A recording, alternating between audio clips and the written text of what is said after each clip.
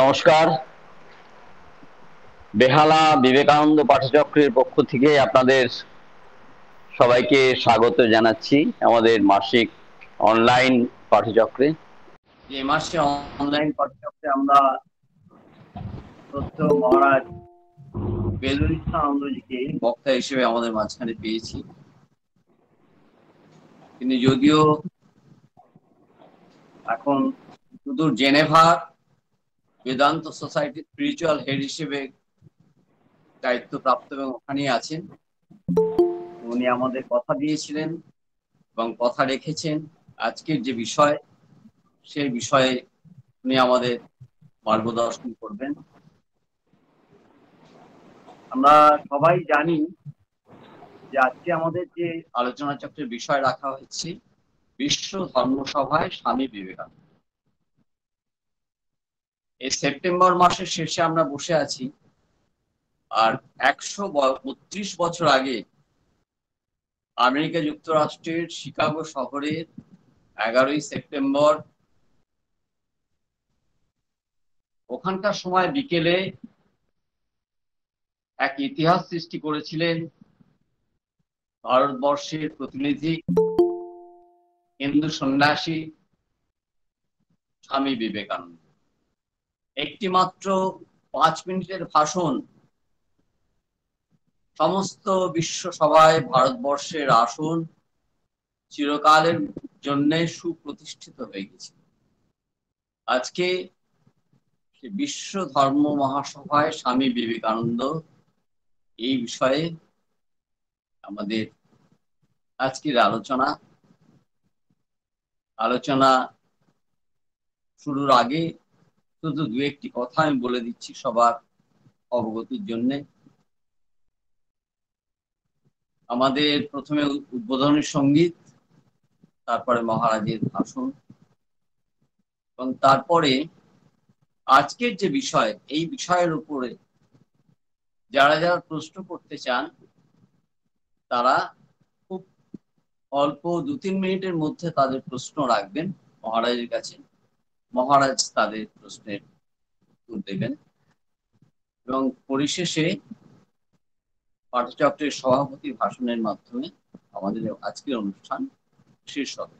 আমরা সবসময় চেষ্টা করব আমাদের প্রশ্ন যেন পয়েন্টেড, মানে নির্দিষ্ট যে আলোচনার বিষয় রাখা হয়েছে সেই বিষয়।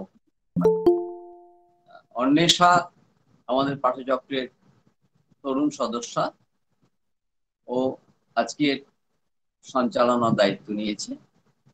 অন্বেষা, নমস্কার, সকলকে জানাই শুভ সন্ধ্যা।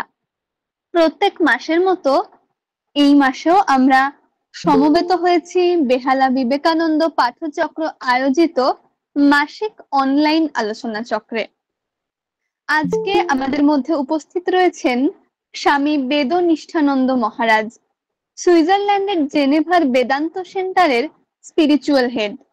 তিনি আজ আমাদের মধ্যে বিশ্ব ধর্ম মহাসভায় স্বামী বিবেকানন্দের সম্পর্কে বক্তব্য উপস্থাপন করবেন। আজকের অনুষ্ঠান আমরা শুরু করছি উদ্বোধনী সঙ্গীতের মধ্য দিয়ে।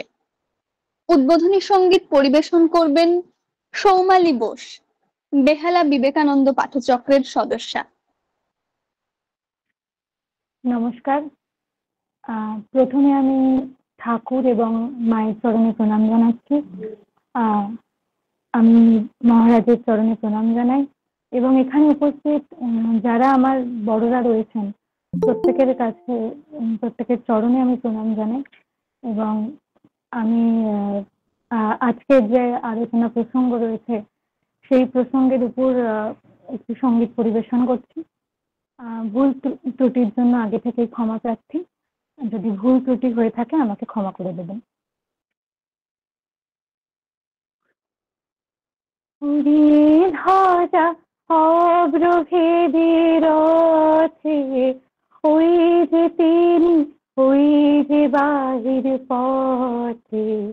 উড়িয়ে ধ্বজা অগ্রভেদী রথে, ওই যে তিনি, ওই যে বাহির পথে। ওই যে তিনি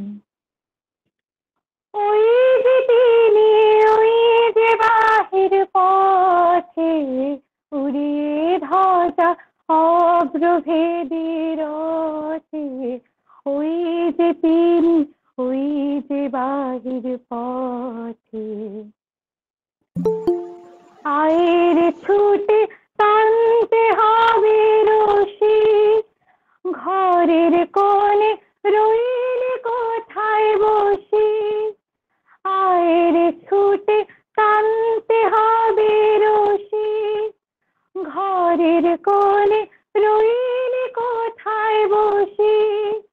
ভিড়ের মধ্যে ঝাঁপিয়ে পড়ে গিয়ে ঠাই করে তুই নেড়ে কোনো মতে, উড়িয়ে ধ্বজা অব্রভেদী রথে, ওই যে তিনি, ওই যে বাহির পথে। কোথায় কি তোর আছে ঘরের কাজ, সেসব কথা ভুলতে হবে আজ। টানিরে দিয়ে সকল চিত্ত কায়া, টানিরে ছেড়ে তুচ্ছ প্রাণের মায়া। চলের টেনে আলোয় অন্ধকারে, নগর গ্রামে অরণ্যে পর্বতে, উড়িয়ে ধ্বজা অব্রভেদী রথে, ওই যে তিনি, ওই যে বাহির পথে। ওই যে চাকা ঘুরছে রে ঝনঝন, বুকের মাঝে শুনছ কি সেই ধ্বনি। রক্তে তোমার দুলছে নাকি প্রাণ, গাইছে না মন মরণ জয়ী গান। আকাঙ্ক্ষা তোর বন্যা বেগের মতো, ছুটছে নাকি বিপুল ভবিষ্যতে, উড়িয়ে ধ্বজা অব্রভেদী রথে, ওই যে তিনি, ওই যে বাহির পথে। উড়িয়ে ধ্বজা অব্রভেদী রথে, ওই যে তিনি, ওই যে বাহির পথে, ওই যে তিনি, ওই যে তিনি, ওই যে বাহির পথে। উড়িয়ে ধ্বজা অব্রভেদী রথে, ওই যে তিনি, ওই যে বাহির পথে। নমস্কার। অনেক ধন্যবাদ। আমরা শুনলাম উদ্বোধনী সঙ্গীত। এবার আমরা চলে যাব আমাদের আজকের অনুষ্ঠানের মূল পর্বে। মহারাজকে প্রণাম জানিয়ে তাকে তার বক্তব্য শুরু করার জন্য অনুরোধ করছি।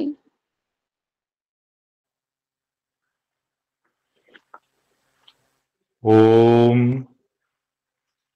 स्थापकाय च धर्मस्य सर्वधर्मस्वरूपिणे अवतार वरिष्ठाय रामकृष्णाय ते नमः।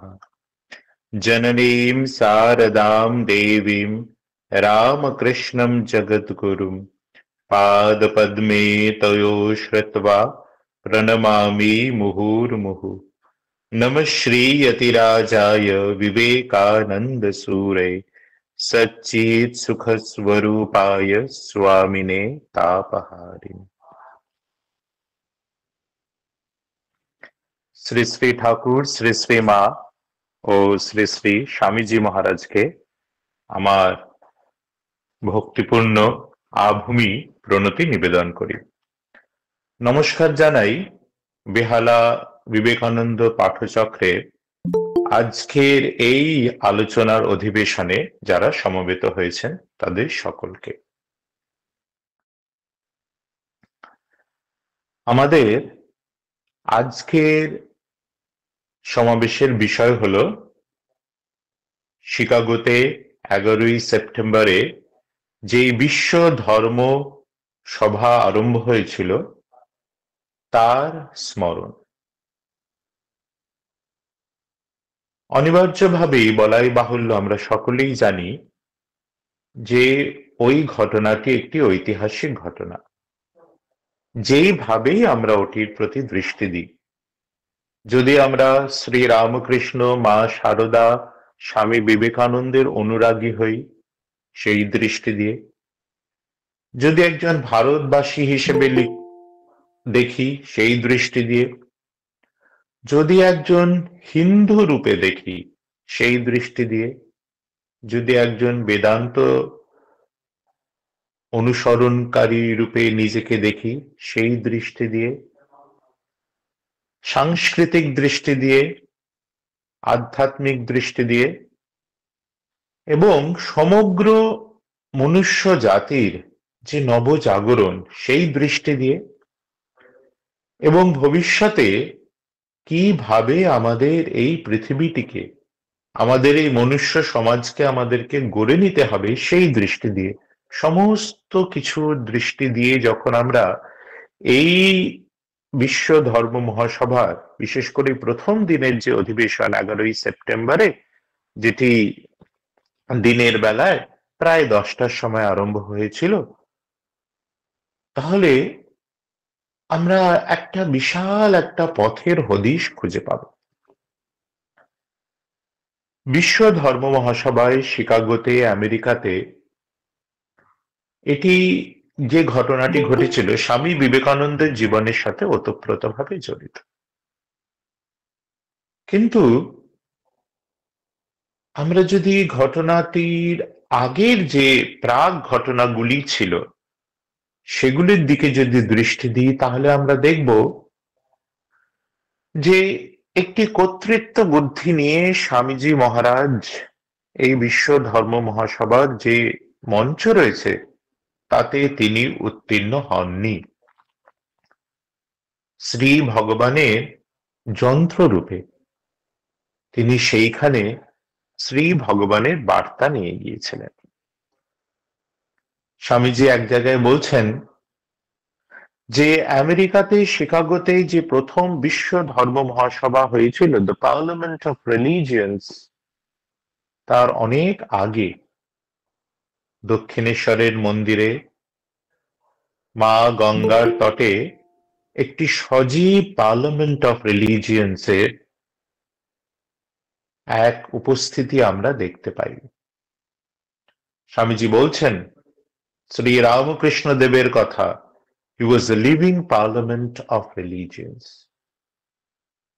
মানুষ তো অনেক সভা সমাবেশ অনেক কিছু করতে পারে, অনেক আলোচনা হয়, অনেক ভাবের আদান প্রদান হয়, কখনো সেগুলি কাল্পনিক, কখনো সেগুলি একটি বিশেষ আদর্শবাদের দৃষ্টি দিয়ে আমরা দেখি। কি হওয়া উচিত এই নিয়ে অনেক আলোচনা হয়, কিন্তু এই যে ভাবটি দ্য পার্লামেন্ট অফ রিলিজিয়ন্স, সকল বিশ্বের সকল ধর্মের সহ সমাবেশ, এটি একটি কল্পনা ছিল না। আমেরিকার মাটিতে এই ঘটনা ঘটিত হওয়ার অনেক আগে দক্ষিণেশ্বরের মন্দিরে এক সজীব বিশ্ব ধর্ম মহাসভাকে আমরা দেখতে পাই। সেই যে ভাব তা কি কেবলমাত্র শ্রী রামকৃষ্ণ দেবের জীবনেই প্রথম তা উদ্ভাসিত হয়েছিল? একেবারেই নয়। এই ভারতবর্ষের মৃত্তিকায় সেই ঋষিরা যারা জীবন জিজ্ঞাসার উত্তর খুঁজতে গিয়ে পরম সত্যকে খুঁজে পেয়েছিলেন, তারাই বারবার বলেছেন একম সদ বিপ্রা বহুধা বদন্তি, সত্য এক এবং যারা বিপ্র, যারা সেই তত্ত্বকে উপলব্ধি করেছেন, তারা নানান ভাবে সেগুলিকে বলেন। সেই যে বৈদিক ঋষির উপলব্ধি, তাই প্রকাশিত হয়েছিল শ্রী রামকৃষ্ণ দেবের জীবনে, অনুভূতিতে, এবং তাই যেন অনুরণিত হয়েছিল বিশ্ব ধর্ম মহাসভার মধ্যে। শ্রী রামকৃষ্ণ দেব ছিলেন এক সচল সজীব বিশ্ব ধর্ম মহাসভা, কিন্তু তার জীবন কেটে গিয়েছিল এক মন্দিরে প্রাঙ্গণে। অনেকে তা জানতে পারেনি। স্বামী বিবেকানন্দ শ্রী শ্রী ঠাকুরের জীবন অবসানের পরে তিনি সমগ্র ভারতবর্ষে তিনি ভ্রমণ করছিলেন, এবং আমরা যখন স্বামীজির জীবনী পড়ি তখন আমরা দেখি সেই পরিব্রাজক জীবনের মধ্যেই এমন কোন কোন গ্রন্থে বলা আছে যখন তিনি গুজরাটে ভ্রমণ করছিলেন তখন তিনি প্রথম এই বিশ্ব ধর্ম মহাসভার কথা জানতে পারেন। স্বামীজি পরিব্রাজক সন্ন্যাসী রূপে সমগ্র ভারতবর্ষে যখন ভ্রমণ করছিলেন, তার যে অসামান্য প্রতিভা, তার যে বিশাল প্রজ্ঞা, তার আধ্যাত্মিকতা, সর্বদিক থেকে তার যে অসামান্য শক্তি, তা সকলেরই নজরে পড়ছিল। বিশ্ব ধর্ম মহাসভা আমেরিকাতে শিকাগোর মাটিতে অনুষ্ঠিত হবে। কেউ কেউ স্বামীজিকে বললেন যে স্বামীজি, আপনি ওই ধর্ম মহাসভায় হিন্দু ধর্মে প্রতিনিধিত্ব করুন। স্বামীজি যখন মাদ্রাজে ছিলেন, সেখানে এক যুবক গোষ্ঠী তার অনুযায়ী রূপে তাদেরকে আমরা দেখতে পাই। তারা স্বামীজিকে উৎসাহ দিতে লাগলেন। তাদের উৎসাহ দেখে এবং কিছুটা মানুষের উৎসাহে নয়, দৈব নির্দেশে স্বামীজি ধীরে ধীরে ঠিক করলেন যে তিনি শিকাগোতে ধর্ম মহাসভায় ভাগ নেবেন। স্বামীজি স্বপ্নাদেশ পেলেন। তিনি দেখলেন তিনি যেন সমুদ্র তটে বসে রয়েছেন এবং শ্রী রামকৃষ্ণ দেব সেই সমুদ্রের জলের উপর দিয়ে হেঁটে যাচ্ছেন। তার একটি হাতের অঙ্গুলি দূরের দিকে দিক নির্দেশ করছে। শ্রী শ্রী ঠাকুর যেন বলছেন যে স্বামীজি মহারাজকে সাগর পার করে বিদেশের ভূমিতে যেতে হবে। ভারতবর্ষের যে প্রাণ ধর্ম, ভারতবর্ষের যে মূল সুর আধ্যাত্মিকতা, সমগ্র জগৎকে জানানোর সময় চলে এসেছে। এরপরে স্বামীজি আরো নিশ্চিত হওয়ার জন্য তিনি শ্রী শ্রী মা সারদা দেবীকে তিনি পত্র লিখলেন, এবং সেই পত্রের জবাবে তিনি শ্রী শ্রী মায়ের আশীর্বাদ ও অনুমতি পেলেন। প্রায় ঠিক হয়ে গেল যে স্বামীজি মহারাজ তিনি শিকাগোতে যাবেন। নানান জনে এসে সাহায্য করলেন। মাদ্রাজে সেই যে যুবক বৃন্দ, তারা দাঁড়ে দাঁড়ে ঘুরে ঘুরে ভিক্ষা করে তারা অর্থ জোগাড় করলেন। কিন্তু সেই সময়ও যেন স্বামীজি সেই দৈব নির্দেশ খুব স্পষ্ট করে পাননি। তাই স্বামীজি সেই সংগৃহীত যে অর্থ তাকে দরিদ্রদের মধ্যে দান করে দিতে বললেন। কিন্তু পরে শ্রী শ্রী ঠাকুরের এই আদেশ এবং শ্রী শ্রী মায়ের এই পত্রতে যখন স্বামীজি নিশ্চিত হলেন, তখন আমাদের ভারতবর্ষের সেই সময় কিছু ধনী ব্যক্তি, তাদের মধ্যে বিশেষ করে ক্ষেত্রী রাজা, তিনি এগিয়ে আসলেন স্বামীজির এই যে বিদেশ যাত্রাকে অর্থ আনুকূল্যে সাহায্য করার জন্য। 31শে মে 1893-তে স্বামীজি বম্বে থেকে জাহাজে চললেন। তারপরে সুদূর সমুদ্রপথ অতিক্রম করে তিনি কানাডা ভ্যাঙ্কুভারে পৌঁছলেন এবং সেখান থেকে তিনি শিকাগোতে পৌঁছলেন। গবেষকরা তারা বলেন যে স্বামীজি যখন শিকাগোতে পৌঁছলেন সেই তারিখ খুব সম্ভবত ছিল 30শে জুলাই। 30শে জুলাই যদি তিনি পৌঁছে থাকেন, অধিবেশন ছিল 11ই সেপ্টেম্বরে।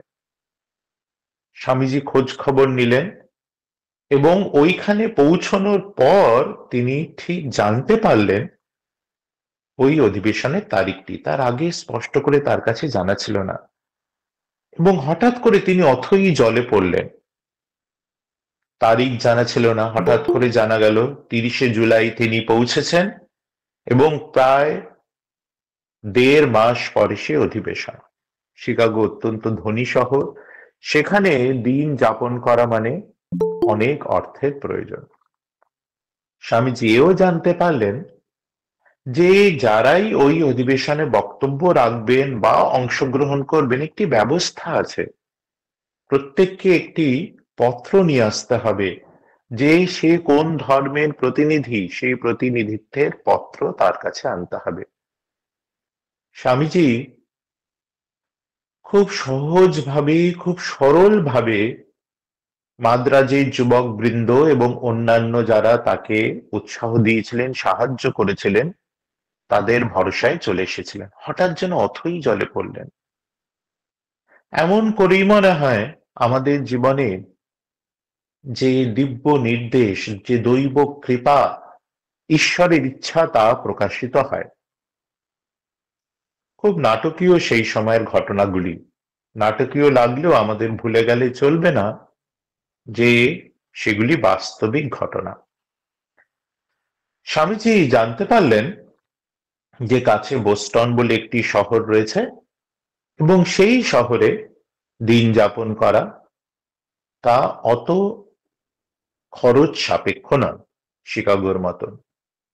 তিনি ট্রেনে করে যখন বোস্টন শহরে যাচ্ছিলেন তখন এক ভদ্র মহিলা কেট স্যানবর্ন তার সাথে দেখা হলো এবং তিনি স্বামীজিকে তার ঘরে নিয়ে গেলেন।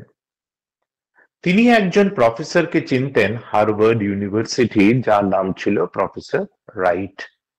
স্বামীজির সঙ্গে যখন তার পরিচয় হলো, স্বামীজির অসামান্য প্রজ্ঞা দেখে তিনি অবাক হলেন। তিনি যখন স্বামীজি কাছ থেকে জানতে পারলেন যে স্বামীজি বিশ্ব ধর্ম মহাসভায় অংশগ্রহণ করতে এসেছেন, কিন্তু তার কাছে প্রতিনিধিত্বের পত্র নেই, তিনি বললেন যে স্বামীজি, আপনার কাছে প্রতিনিধিত্বের পত্র চাওয়া যেন সূর্যকে জিজ্ঞাসা করা যে রশ্মি বিকিরণের কি অধিকার তার আছে। আপনার প্রজ্ঞাই আপনার পরিচয়, আর কিছু প্রয়োজন নেই। প্রফেসর রাইট তিনি একটি পত্র লিখে দিলেন পার্লামেন্ট অফ রিলিজিয়ন্স এর যে প্রেসিডেন্ট ছিলেন ডক্টর ব্যারোজ তার নামে, এবং সেখানে তিনি লিখলেন যে এই ব্যক্তি যার কথা আমি লিখছি এই পত্রে, তিনি আমাদের পরিচিত আমেরিকার সকল যে বিজ্ঞ ব্যক্তি রয়েছেন তাদেরকে যদি একত্র করা হয়, তাদের যে বিদ্বত্তা হবে, তাদের যে প্রজ্ঞা হবে, তা থেকেও এনার প্রজ্ঞা অনেক অনেক অনেক অধিক। আমরা জানি না কি অসামান্য প্রজ্ঞার পরিচয় তিনি পেয়েছিলেন যে তার মতো একজন বিদগ্ধ ব্যক্তি একজন অচেনা ভারতবর্ষীয় হিন্দু সন্ন্যাসীকে এমন করে এক প্রশংসাপত্র লিখতে পারেন। কিন্তু আমাদের একই সাথে স্মরণ করতে হবে শ্রী শ্রী ঠাকুর নিজে হাতে লিখে দিয়েছিলেন সেই বুঝি সেই প্রকৃত প্রতিনিধিত্বের পত্র। তিনি লিখে দিয়েছিলেন নরেন হাঁক দেবে যখন ঘরে বাইরে, নরেন শিক্ষে দেবে যখন ঘরে বাইরে হাঁক দেবে। প্রথম হাঁক দিলেন বাইরে, শিকাগোতে, আমেরিকাতে, ইউরোপে, তারপর দেশে ফিরে এসে ঘরেতেও হাঁক দিলেন।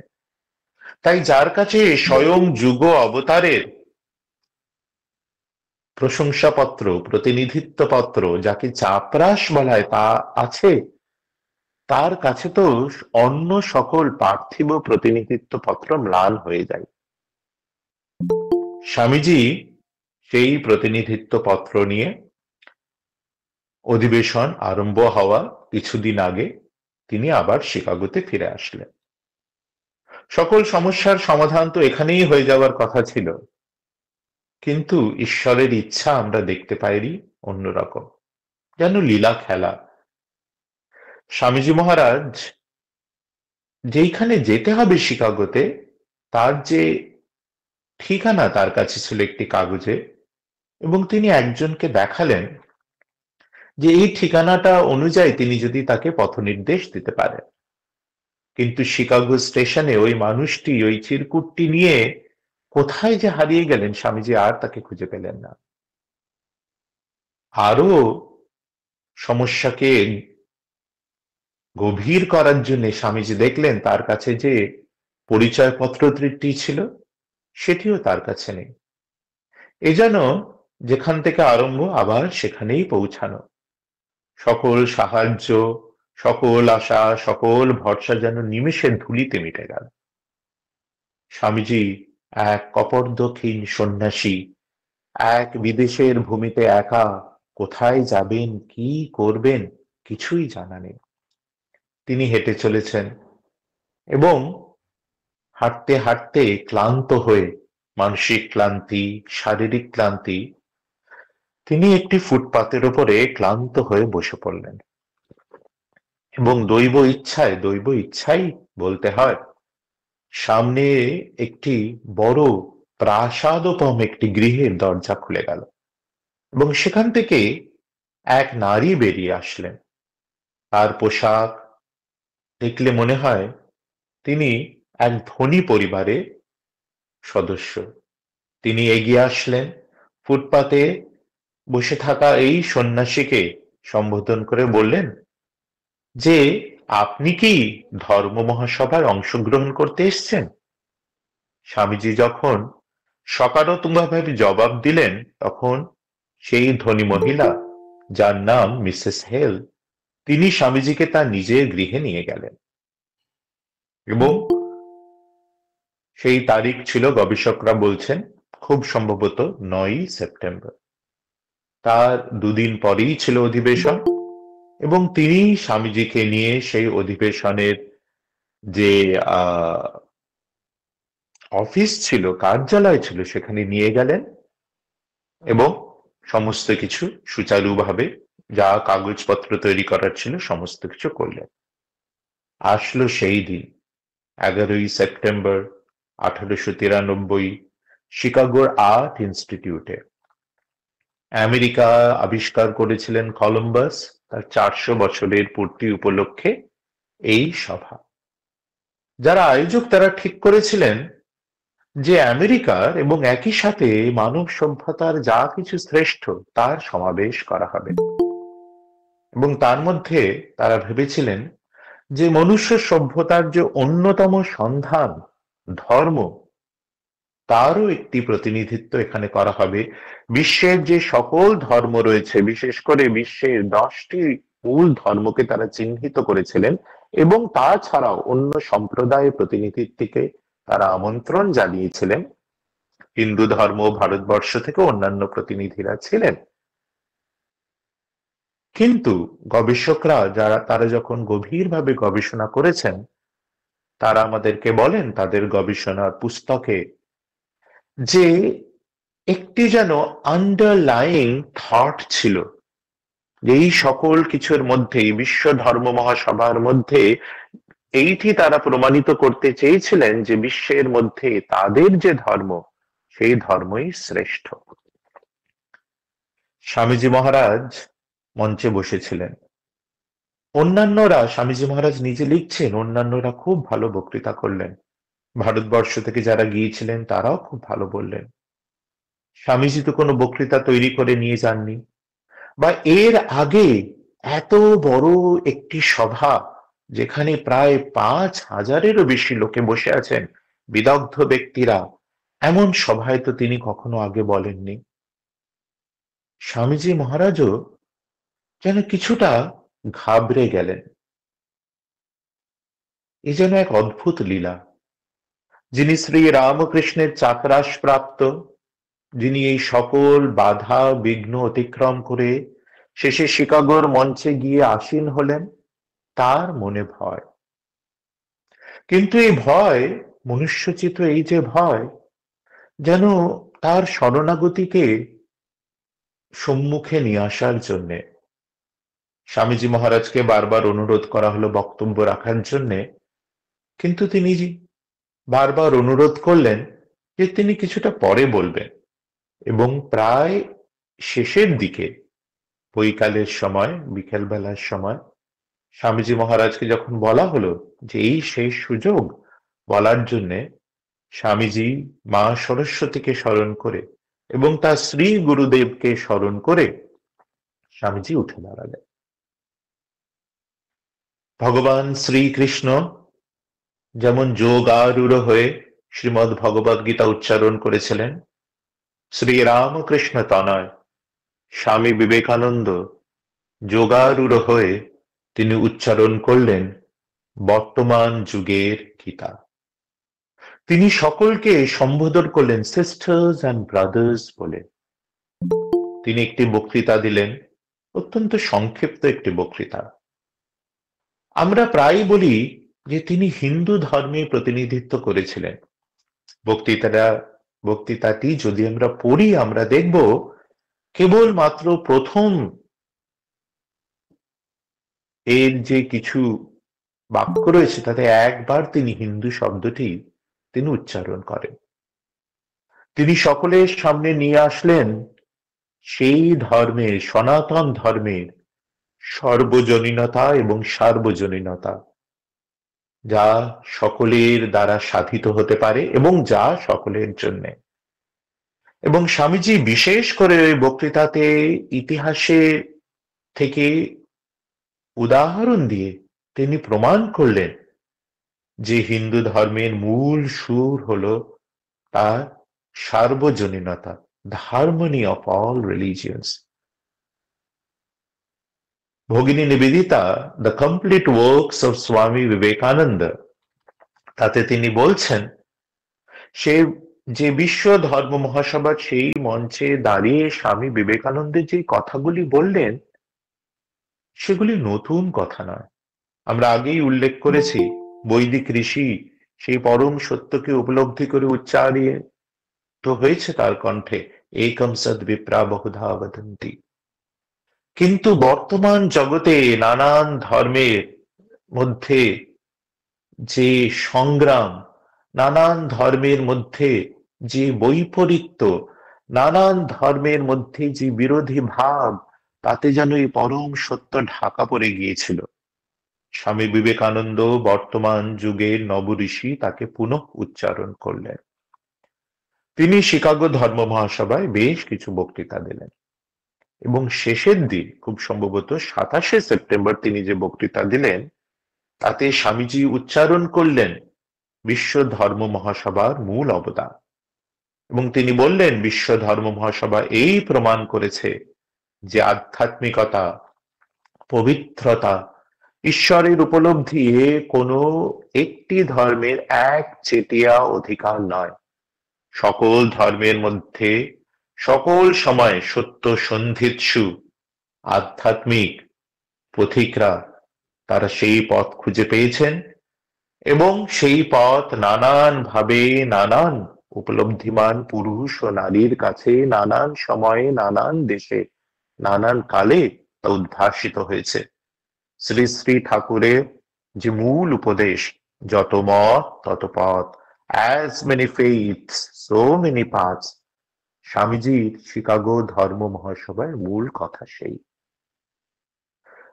অন্যান্য ধর্মের মধ্যে, বিশেষ করে বিশ্ব ধর্ম মহাসভার এই যে অন্যান্য ধর্মের একত্রিত হওয়া, তার মধ্যে ভাব ছিল টলারেন্সের, একটি সহ অনুভূতি রাখা, যে আমার ধর্ম আমি সাধন করব, অন্যের ধর্ম অন্যরা সাধন করবে এবং তার মধ্যে একটি টলারেন্স থাকবে। স্বামীজি ব্যাখ্যা করে বললেন, না, টলারেন্সের দ্বারা এই হারমোনি, এই যে সমন্বয়, তা সাধিত হবে না। সাধিত হবে যখন অ্যাকসেপ্টেন্স আসবে, যখন গ্রহিষ্ণুতা আসবে, একে অপরের ধর্মকে কেবলমাত্র একটি সহ অবস্থানের দৃষ্টি দিয়ে দেখবে না, কিন্তু দেখবে যেই পথে তার নিজের ধর্ম নিয়ে গেছে, অন্যের ধর্ম তা সেই পথ দিয়ে দুইজনকেই সে একই লক্ষ্যে নিয়ে গেছে, সেই ভাব দিয়ে। স্বামীজি মহারাজ এর এই অসামান্য বক্তৃতা মানুষের হৃদয়কে স্পর্শ করল। স্বামীজি যে বাণী, মানুষের অন্তরে যে দিব্যতার বাণী, তা মানুষের হৃদয়কে স্পর্শ করল। যারাই স্বামীজির বাণীকে শুনলেন তারা জেগে উঠলেন, এক নব বার্তা তারা খুঁজে পেলেন। স্বামীজি নিজ মুখে বলেছেন, I have a message for the West. এবং পাশ্চাত্যের প্রতি স্বামীজির এই বাণী, তাকে যদি আমরা বিশেষভাবে খুঁজবার চেষ্টা করি, সেই বাণী হলো মানুষের অন্তর্নিহিত দিব্যতার কথা। Each soul is potentially divine. প্রত্যেকের মধ্যে সেই দেবত্ব অন্তর্নিহিত রয়েছে। প্রত্যেকের মধ্যে আধ্যাত্মিকতা এক বীজ রূপে রয়েছে। প্রত্যেকে তার নিজের ভাবে, নিজের পথে, নিজের সাধনায় সেই যে আধ্যাত্মিকতা যা তার মধ্যে প্রসুপ্ত রয়েছে তাকে জাগ্রত করতে পারে। পাশ্চাত্যের আধ্যাত্মিক বাণী ছিল যে মানুষের মধ্যে এক অপূর্ণতা রয়েছে। স্বামীজি তার কম্বু কণ্ঠে তার উপলব্ধিকে সকলের মধ্যে তিনি ভাগ করে নিলেন। সকলকে তিনি শোনালেন যে সকলের মধ্যে ঈশ্বর আছে। এবং তারপরে তিনি যখন ভারতবর্ষে ফিরে আসলেন, শিকাগো ধর্ম মহাসভায় স্বামীজির এই যে অসামান্য সাফল্য, ভারতবর্ষের চিরন্তন সনাতন ধর্মের এই যে মূল বাণী তা যখন পাশ্চাত্যে অনুরণিত হলো এবং সকলে যখন সেটিকে এত আপন করে গ্রহণ করলেন, ভারতবর্ষ যেন নিজের স্বকীয়তাকে খুঁজে পেল। শত সহস্র বৎসরের যে দাসত্ব যা ভারতবাসীকে দুর্বল করে তুলেছিল, ভারতবর্ষের অন্তর্নিহিত ধর্মের যে চিরন্তন শক্তি ভারতবাসী নতুন করে খুঁজে পেল। শিকাগো ধর্ম মহাসভা কেবলমাত্র হিন্দু ধর্মের যে মূল বাণী তার প্রকাশের ঘটনা নয়। শিকাগো ধর্ম মহাসভা কেবলমাত্র সনাতন ধর্মের যে সমন্বয়ের বাণী তার প্রকাশের ঘটনা নয়।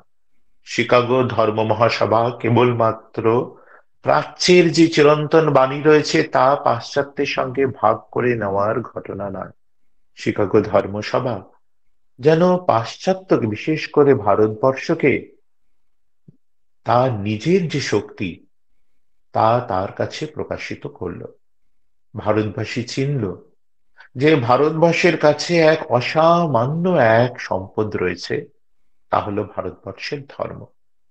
সেই ধর্ম কিন্তু কোনো সাম্প্রদায়িক ধর্ম নয়।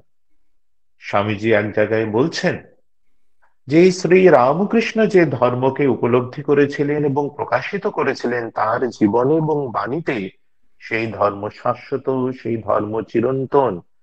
তিনি বলছেন হিন্দুরা তাকে হিন্দু ধর্ম রূপে সংজ্ঞা দেবে এবং অন্যান্যরা তাদের নিজেদের মতন করে শ্রী রামকৃষ্ণের সেই যে চিরন্তন ধর্মকে তাদের মতন করে সংজ্ঞা দেবে। এই যে বিশ্ব ধর্ম, স্বামীজি তাকে বলছেন ইউনিভার্সাল রিলিজিয়ন। ইউনিভার্সাল রিলিজিয়ন স্বামী বিবেকানন্দের একটি অসামান্য নতুন অবদান। স্বামীজির গ্রন্থ যদি আমরা পড়ি তাহলে স্বামীজির এই যে কনসেপ্ট অফ ইউনিভার্সাল রিলিজিয়ন, বিশ্ব ধর্মের এই যে ধারণা, তিনটি ধারণা আমরা খুঁজে পাই এবং একটি ধারণা থেকে পরবর্তী ধারণাটিতে আমরা যখন যাব তখন আমরা দেখব যেন ধারণাটি আরো গভীর হচ্ছে, এক উত্তরণ ঘটছে। স্বামীজি ইউনিভার্সাল রিলিজিয়ন, বৈশ্বিক ধর্ম, বিশ্ব ধর্ম, সার্বজনীন ধর্ম, তাকে প্রথমে তিনি সংজ্ঞা দিচ্ছেন। তিনি বলছেন যে বিশ্বের যে নানান ধর্ম রয়েছে তার কোনটির মধ্যে ভক্তি, কোনটির মধ্যে জ্ঞান, কোনটির মধ্যে কর্ম, কোনটির মধ্যে যোগ এক বা অধিকের বিশেষভাবে প্রকাশ হয়েছে। এগুলি নানান পথ, আধ্যাত্মিকতার যে লক্ষ্য রয়েছে তাতে পৌঁছানোর জন্য নানান মার্গ। এই সকল ধর্মকে, যেগুলি এখন তারা আছে, যেই ধর্মগুলি আছে সেগুলিকে যদি আমরা একসাথে করি তাহলে যা আমরা খুঁজে পাবো তাহলে বিশ্ব ধর্ম। তাই বর্তমান যুগের মানুষের প্রয়োজন নিজের ধর্মকে জানা এবং অন্যের ধর্মকেও জানা। এইভাবেই বিশ্ব ধর্মের দিকে আমরা এগিয়ে যাব। তাই ধীরে ধীরে আমরা দেখতে পাই যে স্বামীজির এই যে বিশ্ব ধর্মের এই ধারণার আলোকে স্টাডি অফ কম্পারেটিভ রিলিজিয়ন, নানান ধর্মের মধ্যে তুলনামূলক আলোচনা আরম্ভ হয়েছে, বা যে ইন্টারফেথ বা ইন্ট্রাফেথ, একটি ধর্মের মধ্যে যে নানান সম্প্রদায় রয়েছে তাদের মধ্যে ভাবের আদান প্রদান, গবেষণা, চিন্তা ভাবনা, পুস্তক রচনা ইত্যাদি ইত্যাদি খুব গভীরভাবে হচ্ছে, এবং ইন্টারফেথ অন্যান্য ধর্মের মধ্যেও ভাবের আদান প্রদান হচ্ছে। এমনি করে ভাবের আদান প্রদানের মধ্যে দিয়ে কিছু সংখ্যক মানুষ সে বিশ্ব ধর্মের যে ধারণা সেটিকে তারা বাস্তবে রূপান্তরিত করছেন।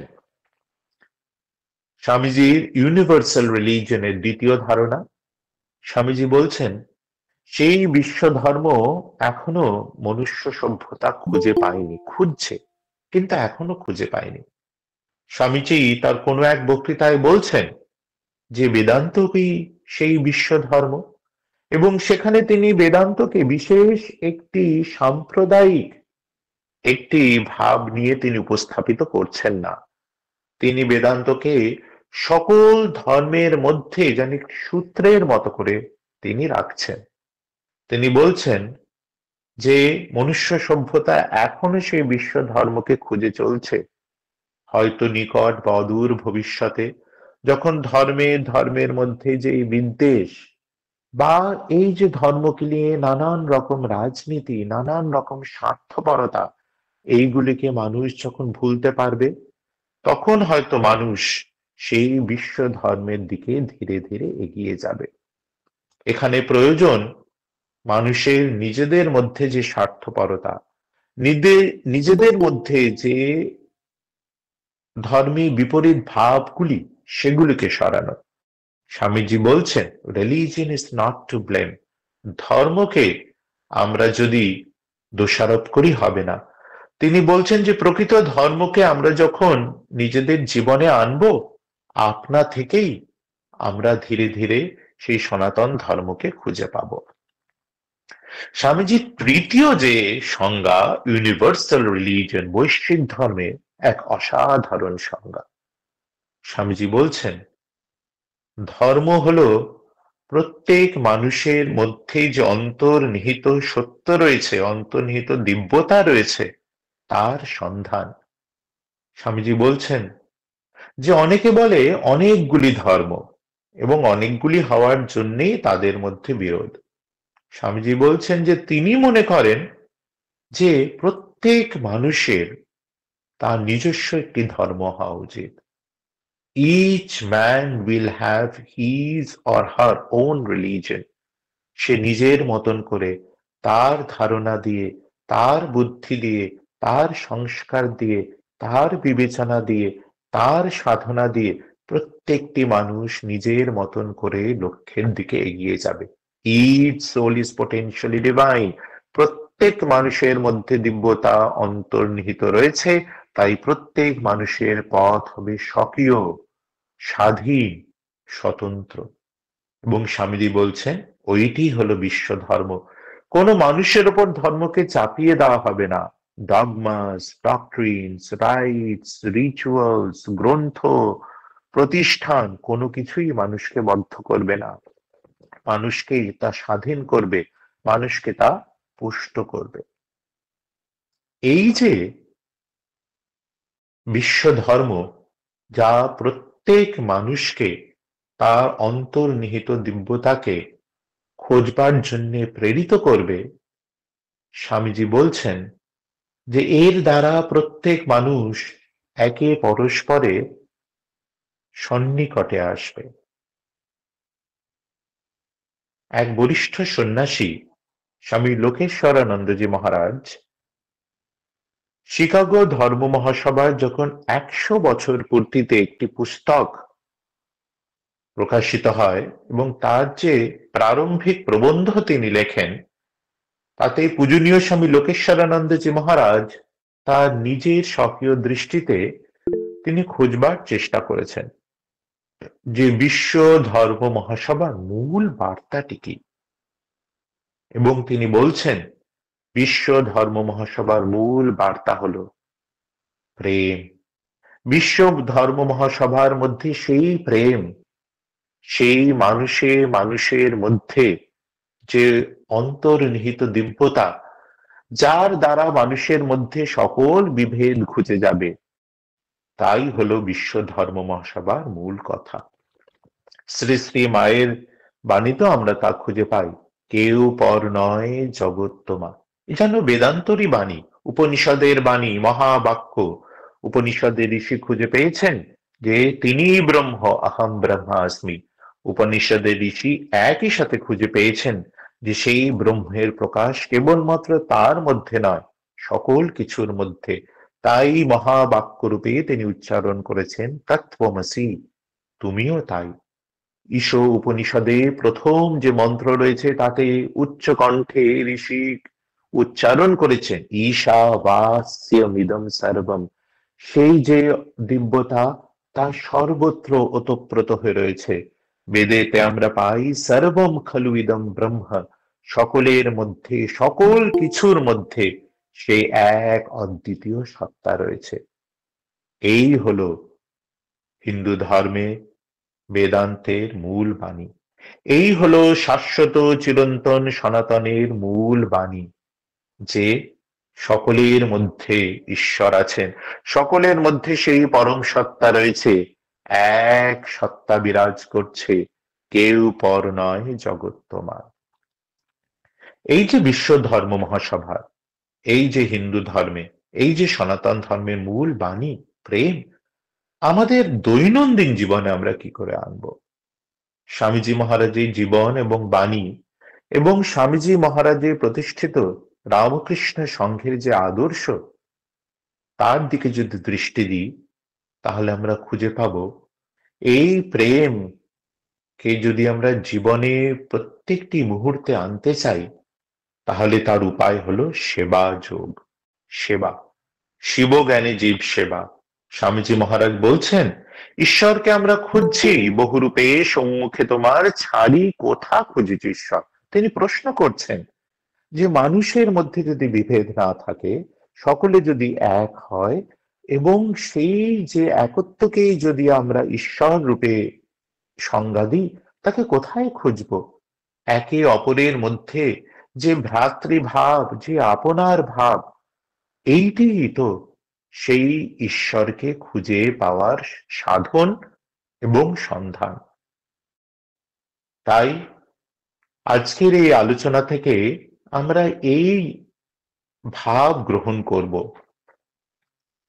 শ্রী শ্রী ঠাকুরের জীবনে যে প্রেমের তত্ত্ব প্রকাশিত হয়েছিল, শ্রী শ্রী ঠাকুর যেই সকল ধর্মের নির্যাস রূপে যে একত্বকে খুঁজে পেয়েছিলেন, শ্রী শ্রী মায়ের মাতৃভাব ও প্রেমের মধ্যে সেই একত্ব যেভাবে প্রকাশিত হয়েছিল, স্বামী বিবেকানন্দ যেই একত্বের বাণী তিনি সকল মানুষের মধ্যে, প্রাচ্য পাশ্চাত্যে তিনি প্রচার করেছিলেন, এবং 1 শতাব্দীরও বেশি সময় ধরে রামকৃষ্ণ সংঘ যেই ভাবের সাধন এবং প্রসার করে চলেছে, বর্তমান যুগের দিকে যদি আমরা তাকাই আমরা দেখি যে এই বাণী এখনকার সময়ের এক অত্যন্ত প্রয়োজনীয় বস্তু।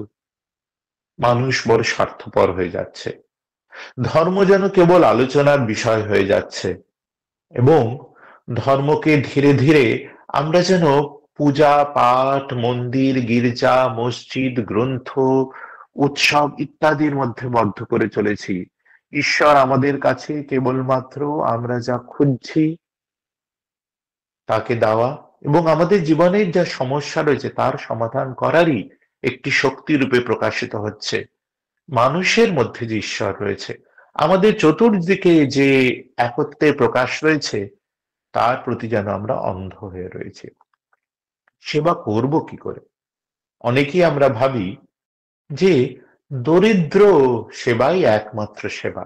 আমার সেবা করার জন্য কাউকে দুঃখ কষ্ট মধ্যে থাকতে হবে, কোনো দুঃখীর দুঃখ দূর করা, সেটিই হলো সেবা। যে বুভুক্ষু তাকে অন্ন দেওয়া সেবা, যে নির্বস্ত্র তাকে বস্ত্র দেওয়া সেবা, যে অসুস্থ তাকে চিকিৎসা দেওয়া সেবা, তা তো নিশ্চয়ই সেবা। কিন্তু সেবা মাত্র দুঃখীর দুঃখ দূর করা নয়, সেবার এক অর্থ হলো প্রেম। স্বামীজি তার একটি পত্রে তিনি তার এক শিষ্যকে বলছেন, আমরা অদ্বৈতবাদী, সকলের মধ্যে আমরা এককে দেখি, তাই আমাদের সাধনা হলো প্রেম। আমাদের জীবনে প্রত্যেকটি ক্ষণ, প্রত্যেক প্রত্যেকটি কথা, প্রত্যেকটি চিন্তা, প্রত্যেকটি আচরণ যেন সেই একত্বকে প্রকাশ করে। এবং সেটি করার জন্যে দরিদ্র সেবার মাধ্যমেই যে আমরা সেই একত্বকে সাধন করতে পারবো তা না, সর্বদা এবং সর্বথা যেখানেই আছি, আমাদের চারিদিকে যারাই আছে তাদের সাথে যেন আমাদের একটি প্রেমের ভাব থাকে, একটি সেবার ভাব থাকে। আমার মধ্যে যিনি, সকলের মধ্যে তিনি, এই ভাব নিয়ে যেন আমরা জীবন যাপন করি। এমন যদি আমরা করতে পারি, তাহলে কেবলমাত্র শিকাগোর ধর্ম মহাসভার এই যে উৎসব, এই যে উদযাপন পাঠচক্রের কেবলমাত্র একটি সমাবেশের মধ্যে আবদ্ধ হবে না। ধীরে ধীরে, নীরবে নিভৃতে আমাদের দৈনন্দিন জীবনে তা প্রবেশ করবে। আমরা নিজেরাই যেন বিশ্ব ধর্ম মহাসভা একটি বীজ হয়ে উঠব। শেষে স্বামীজি মহারাজ, শ্রী শ্রী মা ও শ্রী শ্রী ঠাকুরের কাছেই প্রার্থনা করব, একত্বের এই যে বাণী বৈদিক ঋষির কণ্ঠে উচ্চারিত হয়েছিল, একত্বের এই যে বাণী শ্রীরামকৃষ্ণের উপলব্ধিতে, শ্রীমা সারদা দেবীর জীবনে, স্বামীজি মহারাজের বাণীতে এবং রামকৃষ্ণ সংঘের সাধনায় যা প্রকাশিত হয়েছে, তা যেন আমাদের জীবনের মধ্যেও প্রত্যেকটি মুহূর্তে, প্রত্যেকটি বাক্যে, প্রত্যেকটি চিন্তায়, প্রত্যেকটি আচরণে তা যেন প্রকাশিত হয়, এবং তা যেন এক নতুন, পূর্ণতর, এক প্রেমময় পৃথিবী তৈরি করার জন্যে তা যেন আমরা অর্পণ করতে পারি। ওম শান্তি শান্তি শান্তি। হরি ওম তৎসৎ। শ্রীরামকৃষ্ণার্পণমস্তু।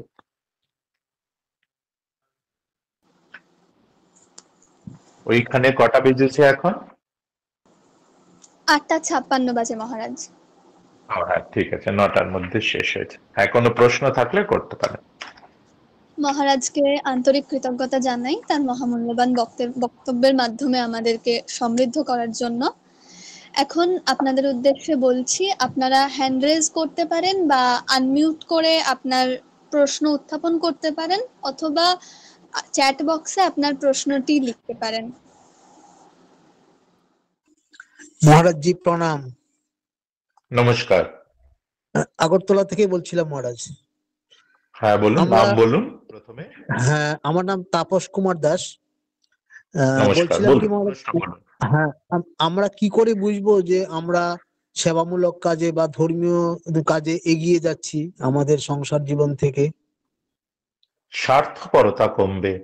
আমরা সারা দিনের মধ্যে যখন আমরা সারা দিনটি কাটিয়ে দিনের দিকে ফিরে তাকাবো, তখন আমরা দেখব যে কেবলমাত্র নিজের জন্য বাঁচিনি। যেখানেই আছি, যেমন ভাবেই আছি, কিছু না কিছু অন্যের জন্য করেছি। কিছু যদি না করতে পারি, অন্তত কারণ অকল্যাণ চিন্তা করিনি, মানুষের কল্যাণ চিন্তা করেছি। ধীরে ধীরে যখন নিঃস্বার্থপরতা আমাদের জীবনে আসবে, তখনই আমাদের জীবন যেন সেই বিরাট রূপী যে ঈশ্বর রয়েছে তার প্রতি একটি নিবেদিত পূজা হয়ে যাবে। এইভাবেই আমরা এগিয়ে যেতে পারি। এবং যখন যেখানে যেমন সুযোগ পাবো সেবা করার, সেই সুযোগ নিজেদের জীবনে গ্রহণ করে যথাসাধ্য করব। এইভাবে, এই উপায়। প্রণাম মহারাজ জি। নমস্কার। আপনার নাম বলুন এবং কোথা থেকে বলছেন এবং প্রশ্ন বলুন। মহারাজ জি, আমার প্রণাম নেবেন। আমি সুদীপ বলছি যাদবপুর থেকে। বলুন। আপনাকে অশেষ ধন্যবাদ মহারাজ জি, এবং প্রণাম যে আমাদের এত সুন্দরভাবে সমৃদ্ধ করলেন। আমার প্রশ্ন এটাই যে স্বামী বিবেকানন্দ যে ভাবধারার প্রচলন করেছে সেটা হচ্ছে সবাইকে নিয়ে চলার, এটা যে জিস্ট আর কি বলছি এটা, তো সেটা আমরা বিশ্বে কিভাবে পেয়েছি? মানে বিভিন্ন অন্য জাতিরা কি অ্যাকসেপ্ট করেছে? যেমন আপনি বললেন 25টা রিলিজিয়াসের ধর্ম সম্মেলন হয়েছে, এটা তো আমাদের হিন্দু ধর্মের কথা বলতেই স্বামীজি গেছিলেন, যেটা আমরা জানি। এবং আপনি বললেন এটা শুধু হিন্দু ধর্মই না, বা সনাতন ধর্মের কথা, এবং সেটা যে সবাইকে নিয়ে চলা সেটাই। এবার এইটা কি অন্য কান্ট্রি বা আমি শুধু রামকৃষ্ণ মিশনের কথাই বলছি না, যে জীব সেবা করা বা বিভিন্ন সেবা প্রতিষ্ঠানের কথা বলছি না, আমাদের যে বেদান্তের যে কনসেপ্ট, তো সেইটা হুম অন্য জাতিরা কি গ্রহণ করেছে কিরকম, সেটা যদি আমাদের একটু জানান। আমি এখানে সুইজারল্যান্ডে জেনেভা শহরে রয়েছি। এখানে ইউনাইটেড নেশনস রয়েছে এবং তাছাড়াও এখানে বিভিন্ন ওয়ার্ল্ড অর্গানাইজেশন রয়েছে। এই ঠিক। শহরের এই প্রতিষ্ঠানগুলোর দিকে যদি আমরা তাকাই, আমরা দেখব যে কিছু মানুষ তারা চিন্তা করছেন। তাদের সংখ্যা হয়তো তারা সংখ্যা লঘিষ্ঠ হতে পারেন, কিন্তু পৃথিবীর দিকে তাকালে যে এই বেদান্তের যে ভাব তা একেবারেই নেই তা কিন্তু নয়। এবং যারাই নিজেদের জীবনটিকে উন্নত করতে চাইছেন, পূর্ণতর করতে চাইছেন, ব্যক্তিগত জীবন, পারিবারিক জীবন, সামাজিক জীবন, রাষ্ট্রীয় জীবন, বেদান্তের কথা তারা হয়তো না জানতে পারেন, বেদান্ত শব্দ না জানতে পারেন, উপনিষদ না পড়ে থাকতে পারেন, স্বামী বিবেকানন্দের নাম হয়তো না জানতে পারেন, কিন্তু ভাবগুলি তাদের হৃদয় থেকে উচ্চারিত হচ্ছে, তা উচ্চারিত হচ্ছে। অনেক মানুষে চেষ্টা করছেন, অনেক মানুষে তাদের স্বার্থপরতায় নিজেদের যে দায়িত্ব তা ভুলে গিয়ে, নিজেদের মধ্যে যে অন্তর্নিহিত পূর্ণতা রয়েছে তাকে না খুঁজে সমগ্র জীবনটা আমি আমার করে স্বার্থপরতার মধ্যে দিয়ে কাটিয়ে দিচ্ছেন। আমি আপনি যে যেখানে আছি, আমার মনে হয় অন্যকে কি করলো সেইটি তো আমাদের তো শক্তির মধ্যে নেই। আমরা যে যেখানে আছি, আমরা যেন এই একত্বের বাণীকে নিজেদের জীবনে আনি এবং যথাসাধ্য সেটিকে ব্যবহারের মধ্যে আনার চেষ্টা করি। একদম স্বামীজি, অনেক ধন্যবাদ এই কথার জন্য। তবে এর সঙ্গে আমি একটা জিনিস উপলব্ধি করেছি, মানে আমি জানি না হুম হয়তো আমি সঠিক কিনা বা আমার বুঝতে ভুল হবে কিনা, এই ধারণা বা আমাদের যে কনসেপ্ট, সেইটা হুম ডেমোগ্রাফিক্যালি, মানে আমাদের যারা আমরা হিন্দু ধর্মে আছি, তারা হুম যতদিন হুম আছি বা তারা যতদিন সংখ্যা গুরুর মধ্যে আছি, তাদের মধ্যেই হুম, উৎসারিত বেশি হচ্ছে, রাদার ঠিক। Syria, rather Afghanistan, rather China, ওইটার কথা বলছি আমি। সেটা কিন্তু এটা একটা বিশ্ব বুঝতে দর্শন, পেরেছি। এটা সবার মধ্যেই আসা উচিত। কিন্তু সেটা হুম ততক্ষণ আছে যতক্ষণ হিন্দু ধর্মের মানুষরা সংখ্যাগরিষ্ঠ, মানে তাদের ঠিক। এক্সিস্টেন্স যতদিন আছে। এটা আমি উপলব্ধি করেছি, জানি না আমি হয়তো ভুল হতে পারি, আপনি আমাকে আলোকপাত করতে পারেন। না, আপনি যেটা বলছেন আমিও সেটা মেনে নিয়েছি, মানে মেনে নিচ্ছি। হ্যাঁ, আর হিন্দু ধর্মের মধ্যেই বিশেষ করে এই যে সমন্বয়ের ভাব খুব স্পষ্ট রূপে রয়েছে। যুগে যুগে, কালে কালে যারা হিন্দু তারাই এই ভাবটিকে জগতের সামনে তুলে ধরেছেন। হিন্দু ধর্ম কখনো ধর্মের জন্য কোনো দেশকে আক্রমণ করেনি, এবং হিন্দু ধর্মের এই যে ভাব অন্যান্য ধর্মের মধ্যে যদি আমরা যাই হয়তো তেমন করে খুঁজে পাবো না। একজন হিন্দু রূপে আমি আপনি নিশ্চয়ই গর্ববোধ করব যে এই যে মহান ভাব আমাদের ধর্মেতে রয়েছে, এবং একজন হিন্দু রূপে সেটি আমাদের জীবনে আনা আমাদের কর্তব্য। শেষে ওই একই কথা বলবো, অন্যে কি করবে তা তো আমার নিজের ক্ষমতার এখতিয়ারের মধ্যে নেই। তাই যেটুকু আমার ক্ষমতার এখতিয়ারের মধ্যে রয়েছে সেটুকু করি। তারপর এই জগতের একজন ঈশ্বর রয়েছেন, তিনি যা ঠিক মনে করবেন তা করবেন। একদম, অনেক ধন্যবাদ। ধন্যবাদ। হ্যাঁ মহারাজ, আমি হ্যাঁ, গোপালচন্দ্র মন্ডল। নমস্কার। আমি ডায়মন্ডহারবার থেকে বলছি। প্রণাম মহারাজ। নমস্কার, আহ, বলুন। হ্যাঁ, আমার বক্তব্য হচ্ছে, স্বামীজি আজ 100 বছরের আগেও আমাদের যে বিশ্বজনীন ধর্মের বাণী প্রচার করেছেন, কিন্তু আজকের হুম এই সমাজে দাঁড়িয়ে যেভাবে হুম ধর্মের নামে হানাহানি শুরু হয়েছে, সবাই তো আরো বেশি করে শুরু করেছে যে তাদের নিজের ধর্মটা বেশি, এবং সেটা রাজনৈতিক হুম, প্রভাব পড়েছে এর মধ্যে। আমরা এর থেকে কি করে ঠিক। বাঁচবো? একজন রামকৃষ্ণ সঙ্গে সন্ন্যাসী রূপে আমি বলবো উপায় একমাত্র স্বামী বিবেকানন্দের এই বাণীকে আরো প্রচার করা। হ্যাঁ, এবং বিশেষ করে যারা নবপ্রজন্ম, যুব প্রজন্ম, যাদের মনের মধ্যে এখনো এই স্বার্থপরতা তেমন করে দৃঢ়ভাবে বাসা বাঁধেনি, তাদের মধ্যে এটা প্রচার করতে হবে। আর তো অন্য কোনো উপায় দেখছি না। হ্যাঁ, নেগেটিভিটি অনেক। হ্যাঁ, আমি বুঝতে পারছি আপনি কি বলছেন। হ্যাঁ, কিন্তু সেটি, এবং আরেকটি হলো যে যখনই হিন্দু, মানে এটি আমার ব্যক্তিগত একটি দৃষ্টিভঙ্গি, যখনই একজন হিন্দু ধর্ম নিয়ে আলোচনা করে, বর্তমানে আমি দেখেছি হিন্দু কিন্তু নিজের ধর্মের যে শক্তি রয়েছে সেটি নিয়ে বলে না। হিন্দু সবসময় নিজের অন্য ধর্মের দৃষ্টিতে নিজের ধর্মের যে দুর্বলতা তা বলে। অন্য ধর্মের মানুষকে যদি আমরা জিজ্ঞাসা করি, তারা কিন্তু তাদের গ্রন্থ সম্বন্ধে বলতে পারবে। আমাদের মধ্যে কতজন হিন্দু রয়েছেন, তারা রামায়ণে কি লেখা আছে, গীতাতে কি লেখা আছে, উপনিষদে কি লেখা আছে, পাঠন চর্চা করেন। হিন্দুকে যদি শক্তিমান হতে হয়, তাহলে হিন্দু ধর্মের যে মূল ভিতগুলি সেগুলি জানতে হবে। হিন্দু ধর্মের এখন যে ধর্মের যে ব্যবহার, কেবলমাত্র মন্দিরে পূজা দেওয়া এবং নানান পূজাতে উৎসব করা, ব্রত করা, তীর্থ করা, তার থেকেও গভীরভাবে ধর্মটিকে জানতে হবে, বুঝতে হবে, সেই প্রয়াস কিন্তু অনেক হিন্দুর মধ্যে আমি দেখতে পাই না। একজন হিন্দু রূপে আমাদেরকে শক্তিশালী হতে হবে, অন্যকে ছোট করার জন্য নয়, নিজেকেই আরো শক্তিশালী করতে হবে। যাকে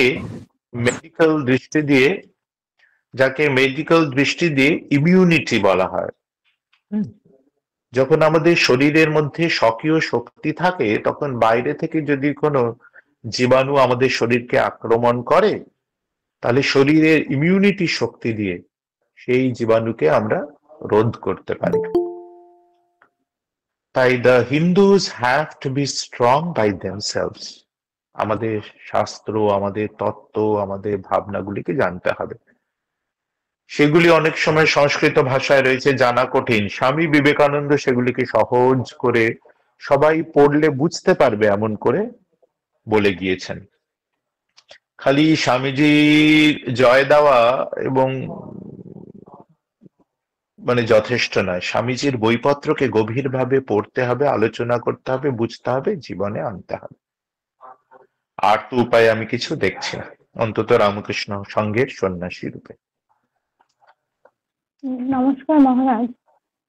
নমস্কার। আমি সৌমালি বোস, সোদপুর থেকে বলছিলাম। আমরা যারা এই মুহূর্তে নবপ্রজন্মে রয়েছি, তারা প্রচন্ড অপ্রাপ্তিতে ভুগি। যতই আমাদের প্রাপ্তি হোক না কেন, আমরা কোথাও গিয়ে একটা মনে করি আমাদের কাছে কিছু নেই, আমাদের কাছে আরো হলে ভালো হতো। এই যে একটা অপ্রাপ্তি, মানে যোগ বা অপ্রাপ্তি আমরা যে মনে করি, এই বিষয়টাকে আমরা কিভাবে এই বিষয়টা থেকে মুক্ত হতে পারি, আমার এটা আপনার কাছে জানার অনুরোধ। নমস্কার। আমরা একটু চারিদিকে জগৎটা দেখতে হবে। যখন আমরা হিসাব করছি আমাদের মধ্যে কি নেই, যে হিসাব করছে তার কাছে কি নেই, আমি একই সাথে তাকে অনুরোধ করব তার কাছে কি আছে তারও হিসাব করা। হিসাব যখন সে করতেই বসেছে, তখন কি প্রাপ্তি কি অপ্রাপ্তি, তার সাথে সাথে কি প্রাপ্তি তারও হিসাব হোক। আমরা অনেক সময় দেখবো আমাদের অনেক কিছুই আমরা, যাকে হিন্দিতে বলে নামকে ওয়াস্তে নিয়ে নি। এই যে একটা সুস্থ দেহ রয়েছে, অনেকে তো তাও থাকে না। সেই জন্যে যদি আমরা আমাদের জীবনের দিকে তাকাই, তাহলে দেখবো অনেক কিছু হয়তো আমাদের নেই, কিন্তু অনেক কিছু আমাদের আছে, সেইগুলিকে পুঁজি করে এগোতে হবে। তাই যুবক যুবতীদের আমি বলবো, যেই হিসাব করছে দুইটি হিসেবই যাতে সে করে, কি আছে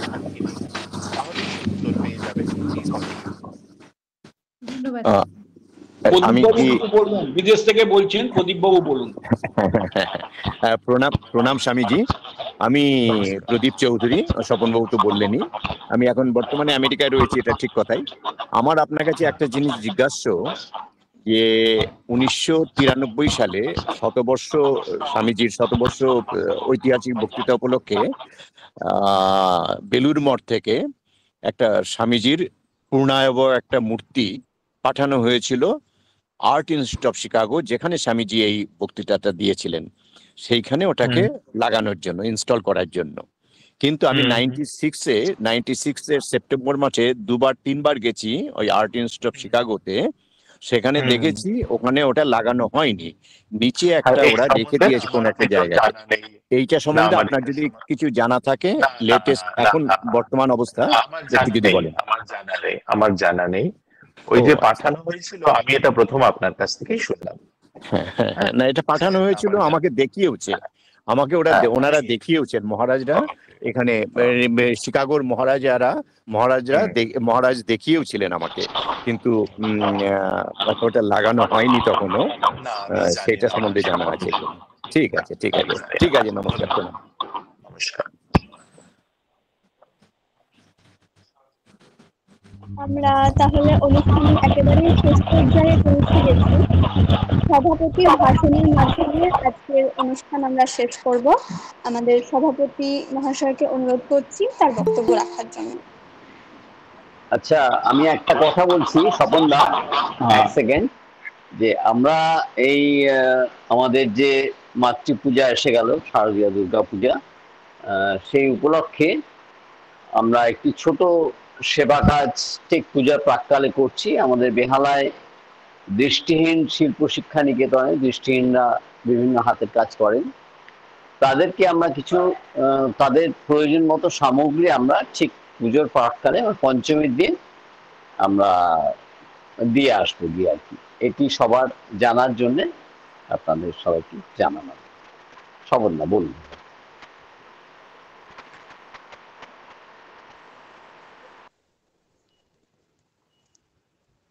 আচ্ছা, আমার একটা প্রশ্ন আছে। নমস্কার মহারাজজি।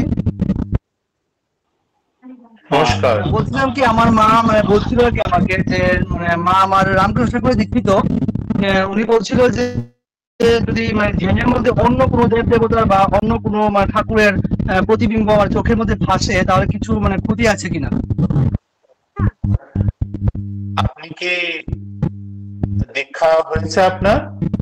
আমার হয়েছে, আমার মার প্রশ্ন আর কি, মা এরকম হয় আর কি, এই জন্য বলছিলাম আর কি। হ্যাঁ, আমি অনুরোধ করব, যেহেতু এটি সাধন ভজন নিয়ে একটি প্রশ্ন, যে এটি বেলুড় মঠে গিয়ে গুরুস্থানীয় বা কোনো বরিষ্ঠ মহারাজকে জিজ্ঞাসা করা। এগুলি সাধন ভজন নিয়ে প্রশ্ন, তো সেগুলি ঠিক এরকম অনলাইন যে পাঠচক্রের আলোচনাতে এগুলি নিয়ে আলোচনা ঠিক করা হয় না। হ্যাঁ, ওগুলো একটু ব্যক্তিগত প্রশ্ন সাধন ভজন নিয়ে। ঠিক আছে? আচ্ছা মহারাজ, ধন্যবাদ মহারাজ, নমস্কার। নমস্কার।